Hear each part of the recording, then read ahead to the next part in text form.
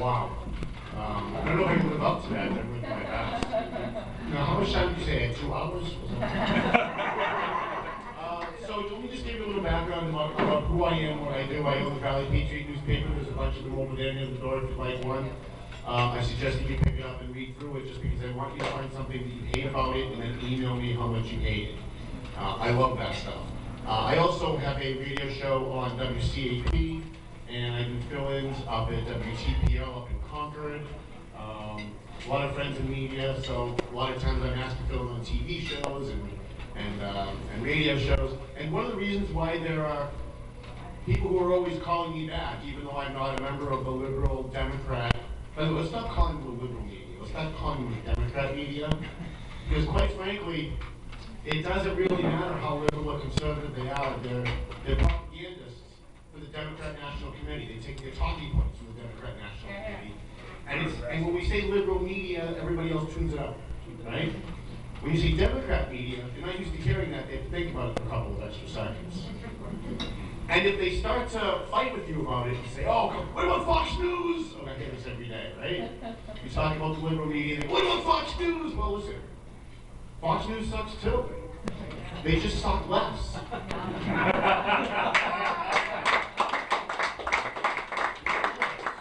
And when you're talking to liberals, or you're talking to people who are in the media, or you're talking to people who don't share your views, and you agree with them on something, like, for example, Fox News sucks too, all of a sudden they're a little bit more willing to listen to some of the things that you have to say. They're at least not going to reject out of hand before you finish saying it. They're not trying to, suddenly they're not trying to cut you off. And I deal with a lot of liberal people. I encourage liberals to debate and to fight with me only because I use it as a science project. I want to pick the minds of especially media people who are Democrats, who are liberals, who are using their craft to promote propaganda. One of the things that I have been talking an awful lot about on my radio show and gets me probably the most hate mail, so I continue doing it, is this whole Ferguson, Baltimore, North Carolina. You know, I sit in my news office all day if I'm not out doing stuff like this. And I've got 3 TVs going and I'm watching all the carnage in whatever city of the week it is that there's a riot. And I think to myself, you know, some of the easiest ways I've been able to convert liberals to my side on an issue, besides agreeing with them, or at least making them feel like I agree with them, is to use their own concepts against them. This is probably the most effective thing a gun owner or someone who cares about the First Amendment can use as a tool, a media tool. Excuse me, can I just let me drink? Sorry. So I'm watching Ferguson and I'm watching Baltimore, and you know, my dad was a cop. I grew up in the city of Lawrence, pretty tough community. So I tend to look at things a little bit more from a law enforcement stand. And I'm watching Baltimore and I'm watching Ferguson. I've got a liberal sales girl who's in my office kind of watching and chatting with me. And she's talking about how evil the cops are. And the cops love to beat black people just because they're black. I'm sure there are some cops that do that, but it's not a systemic problem. And she's going on and on about how awful the cops are, that they stop people for no reason, they violate their rights, and by the way, they're reading your emails, and they're listening to your voicemails, and they just can't be trusted. So I looked at her and I said, you know, maybe you're right about that. So if that's the case, why is it that the liberal media, the Democrat media, continues to promote the narrative that only cops should have guns? Like, I'm confused by that. And then you ask them the question that way, as if you're just kind of curious. You don't want to fight with them, it's not a debate. You're just curious. How can you have the state, on the one hand, all the cops are jackbooted thugs, they're racist, they're looking to take your rights away from you. On the other hand, only cops should have guns. So I put it to her in a term, and I love to do this because I like to watch the corpuscles in their head explode. I put it in terms that a liberal would understand. I said, how would you feel? You know, liberals love to feel, right? How would you feel if you were a poor black man living in Ferguson, 5 blocks away from where the rioting was going on, or in Baltimore, 7 blocks away, and you know the cops are 2 hours away if you have a problem, you dial 911. What do? If you're a black man living in a black neighborhood, and you got drug dealers and gun dealers in your neighborhood, and the cops are an hour or two away because they're a little busy with a riot 5 blocks away. Then what do? They don't have an answer, and that's a good thing. That's a good thing because it makes them think. One of the things that, and I was listening, Matt's absolutely right, and the previous speaker was absolutely right. You know, one of the things that we have on our side is the facts. They have feelings, we have facts. If we start to argue with them, they get us pissed off. And now we're dealing on their level, on an emotional level. And then they start throwing at you question after question after question. You can't effectively catch up to all the things they're throwing at you, and they win. Or at the very least, it's a stalemate. How does that help? I was watching the Hernandez situation. I don't know if you guys caught this, but as someone who studies the media, it was really fascinating to me, watching Anderson Cooper interview the jury.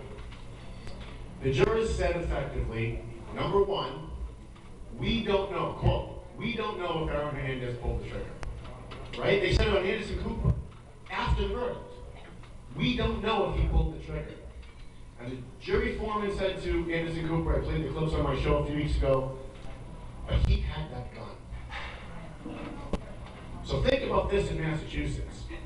The jury themselves admit after the verdict, after they convicted him of second-degree murder. Oh no, was it first-degree murder? I don't remember if it was first or second. But they admitted afterwards that they didn't know if he pulled the trigger. They didn't know if he was the one responsible for the murder. But he had the gun, and that's why they convicted him. Powerful stuff. Powerful stuff. And that's because we're in Massachusetts, and they get a daily dose from the media, Channel 4, 5, and 7, New England Cable News, the Boston Globe. A lot of these liberal news media, Democrat news media outlets want to make sure that people are afraid of guns. And that's why the Boy Scouts are now stopping Boy Scouts from having water pistols. Because on the same vein that they're going to elect homosexuals, whether you agree or not, it just kind of seems very hypocritical. On the one hand, they're saying, we're going to let homosexuals be in the Boy Scouts, we're not going to exclude anybody, we want to be open and affirming. I'm not sure it was work on. And that's bad. Unless they're pink. Right, well, if they're pink, maybe.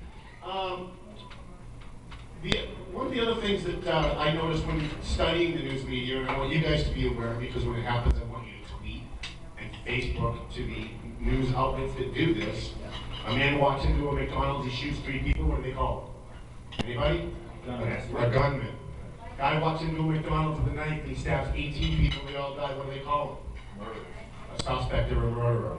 Interesting, huh? They purposely use words. The media's job is to put mental images into people's minds. And they know that. And they're very good at it. So what they want to do is they want to change your perception by using certain words. So when they say gunman, well, gunman equals bad. Right? Now everybody in this room is probably either carrying a gun or has carried a gun. And you're not bad. Thank you. But in the media, you are bad because you're a gunman or a gunwoman, right? So what we want to do is we want to use the liberal code words. The only way to win is to fight back using their own language, using their own concepts, just like, as I said a few seconds ago, on the one hand, only cops should have guns, on the other hand, the cops are all jackbooted thugs who want to take away our rights and kill us. And to do that, I think, when they start coming out with these labels and stereotypes about gun owners, call it that. Right? When they start talking about, oh, are you one of those gun nuts? You ask them, you mean all gun nuts? I don't understand. What are you saying? All people with guns are nuts? Because if you can communicate with a liberal on the terms that they're used to having conversations with all of their friends who are usually all liberals, because they don't want to surround themselves with people of different points of view. When you start communicating with them on their own level, you actually start to get through. Because it's no longer about emotion, it's more facts. But with the I lost my place, so, with crazy gun people. So, if you remember, probably about a year ago, there was a little dust up at the White House. Jay Carney, the White House press secretary, got called out for using some politically incorrect term, and he came out the next day and defended it by saying, well, I don't know if you remember this, he said, well, we were using a code word for the base to let them know that this is exactly how we felt. This is a code word, he said, for the base. I was shocked. I wasn't shocked that he was doing it, I was shocked that they admitted that they use code words to gin up their base. Now, we conservatives, we kind of do the same thing, so we admit it, and they don't. So I think what we need to do is we need to start using their code words against them. We need to start using their concepts against them. So what is the most important thing to a liberal? Blacks, homosexuality, women, the war on women. Scott Brown hates women. How many times did we hear that during the campaign? Scott Brown hates women. Scott Brown hates women everywhere you went. Every time I interviewed Elizabeth Warren, I interviewed her 4 times. I asked her, can you justify how it is that you can continue to say Scott Brown hates women? And her answer was, that's not the real issue. The real issue is, and I just respectfully would like you to understand that that is the issue. That was my question. Could you please answer it? 4 times she couldn't answer it. So we want to use the liberal code words, we want to use the liberal concepts, and when we look at the issue of women, it's the big thing Democrats always talk about, because at the end of a campaign, in the last 3 weeks of an election, when their power is on the line, we know for a fact in every single election, the largest number of undecideds is young women between the ages of 18 and 36. Which is why they push the war on women a year out. Because they're building a foundation for the last 3 weeks, because they understand how elections work. So I think as Second Amendment advocates, what we need to be doing is using it against them. How about a woman's right not to be raped walking through the city of Orange at 2 o'clock in the morning? That's right. Does she not have that right? And we need to start using that concept when we're writing letters to the editor, when we're tweeting, when we pick up the phone and call Fox News or CNN or anybody else to complain about whatever it is that we don't like that they did. When we're interviewing candidates, when a candidate knocks on your door, that's the best. That's the absolute best, especially if they're a Democrat. Because you ask them where they stand on the Second Amendment, and they give you their pretty language of politics about how dangerous it is, and the statistics. They love statistics. Because it's abstract and it's not real. And you have to start to ask them, doesn't my 19-year-old daughter have the right to walk through the city of Holyoke or Cambridge or Boston or Lawrence? Actually, pick the ones that are really bad, like Springfield and Lawrence. Because they can't argue with you, right? And ask them, well, doesn't my 19-year-old daughter have the right to defend herself if someone breaks into her bedroom and tries to rape her? Again, just step back and watch the corpuscles in their head explode. Because again, it's all about feeling. It's about emotion. It's about getting you worked up so that you will see things their way. You won't be able to you won't be able to effectively fight back. There's a concept I learned in criminal justice class at UMass, and I can't remember the name of it. If anybody knows, just shout it out. Football players, for example, the quarterback always has to have a very low excitability level. You ever see Tom Brady when he quarterbacked the interview? They always say, "Oh yeah, we got through the ball, we got it into the end zone." Right? Has to have a very low. He has the most complicated task on the field, so he has to engage with his left brain. The tackles, on the other hand, when they interview him after the game, we ripped their heads off. We did it, right? Because they have the simplest job on the field. Simplest job on the field is to kill the other guy. And every time that ball gets hot, kill the other guy. We have to start thinking like quarterbacks.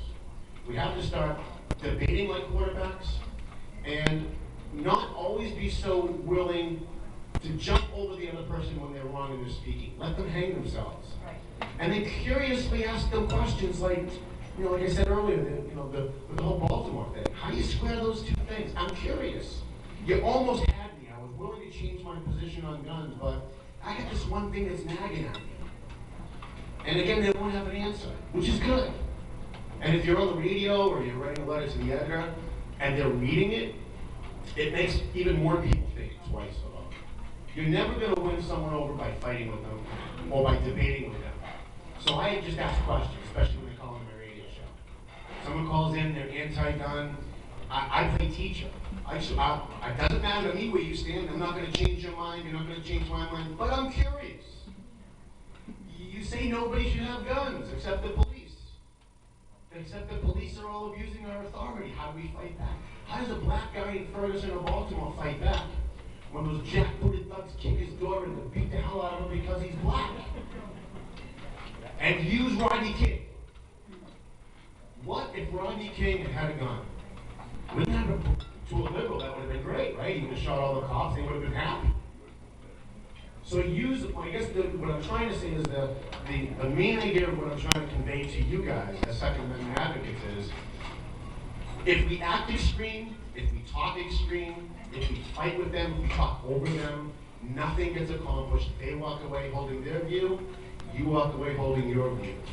If you engage, if you question, if you're curious and not angry, if you're not disputing them but questioning what they have to say, a lot of times not only do you get them to think, the people standing around listening to your discussion are also going to walk away thinking. And I think that's probably something that we should all be doing. How much time do I have? Did you say I had another 3 hours? There's at least a couple other things I just wanted to share with you. I run a newspaper, I do a radio show. It all depends on advertising.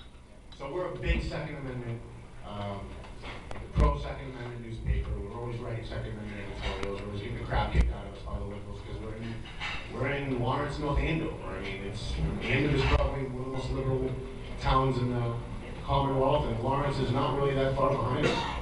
Barbara Italian, I think she ran for state senate, very anti-gun. She won 9,000 to 3,000 in Lawrence. The guy that ran against her beat her in 3 other communities 80-20. But she won Lawrence 9,000 to 3,000. She beat him in Lawrence 3-1 because they go deep out in the tech. They're very anti-gun. So when I run into a guy in the North Andover area, the Lawrence area, and he's a pro-Second Amendment guy, and he owns a Richdale or a pizza shop, and I say, hey, I'd like to advertise with us for a pro-Second Amendment, and they're not interested. And I walk away shaking my head and scratching, saying, you know, now that I know they're a Second Amendment advocate and they own a pizza shop, I'm going to buy more pizza there. I want him to be successful. But we don't get it on the other end. So if you guys know someone who owns a consulting business, or a bank, or a coffee shop, and you know that they're pro-Second Amendment, you know they're Tea Party, maybe they're even Oath Keepers, go out of your way to patronize them. But let them understand that you're patronizing them for that reason, and that they should be doing the same. They should be buying their pizza, or their dough, or their sauce from another guy that's conservative, pro-Second Amendment, pro-Tea Party, or Oath Keeper. Because that's what the liberals do. And I can tell you, I know that for a fact. Do you know how many places I went into in Lawrence in the last just 6 months alone? Show them the Valley Patriot. Explain to them what it is. They say, yeah, we've seen it around. Aren't you that Tea Party newspaper? Well, yeah, kind of. But I mean, we do let anybody write for us. We have a lesbian who writes for us. We have a global warming alarmist state senator, Katie Ives, who not only hugs trees, she thinks they hug her back. She actually said that on my show. I said, so you're one of these tree huggers? And she said, yeah. I said, yeah, but I bet they don't hug you back. She went, oh no, they give us shade and they give us air, and that's the same as hugging us back. So I show them I've got Senator Ives writes for us, we have a lesbian who writes for us, because we believe in the First Amendment too. Apparently they don't, because they're only looking on the left to patronize businesses that agree with their political views. Many of them, most of them, if not all of them. But we don't. We circle the wagons and we shoot it. We eat our young.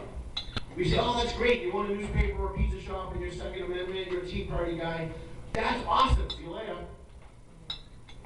And we're not using the power of our purse.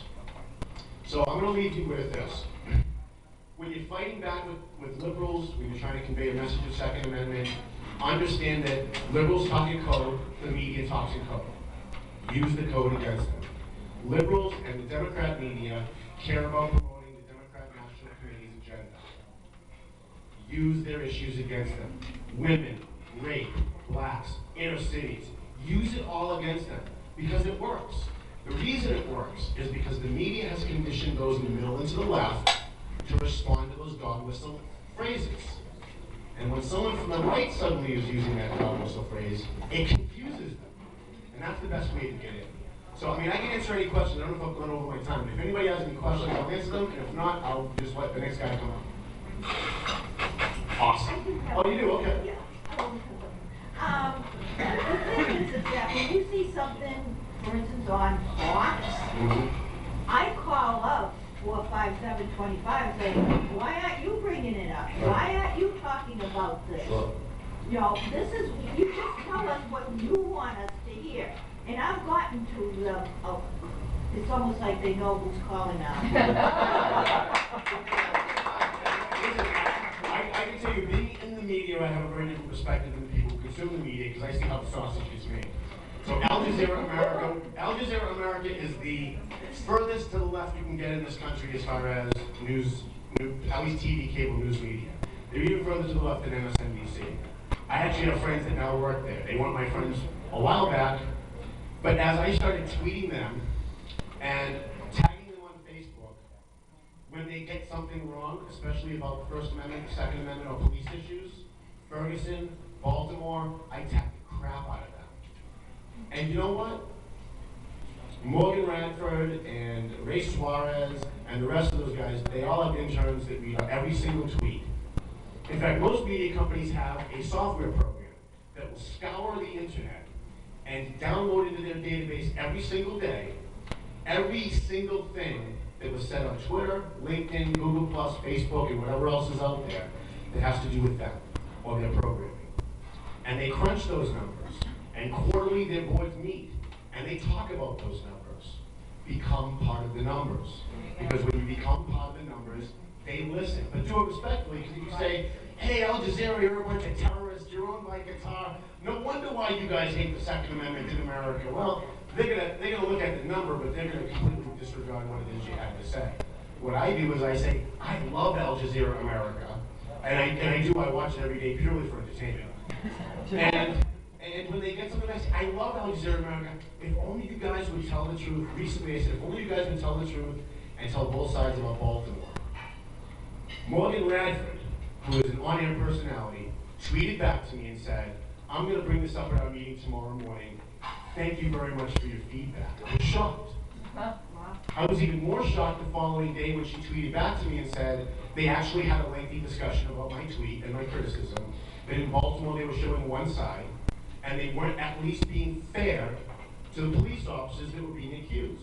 And what I had said in my tweet that really got them was, if these were 6 black men being accused of murdering a police officer, you guys would be telling at least both sides. Or you'd be taking the sides of the 5 black men, or 6 black men who were being accused. Why isn't it the same now? See, it wasn't an attack. It was a question. When you ask them questions, it resonates with them. So I'll leave you with that. If anybody wants to email me, my email is in the Valley Patriot newspaper. I left a bunch of them over there. I'd love for you guys to have me back. I'd love to talk about media bias in general. I think we can all learn from it, and I want to thank you guys for inviting me.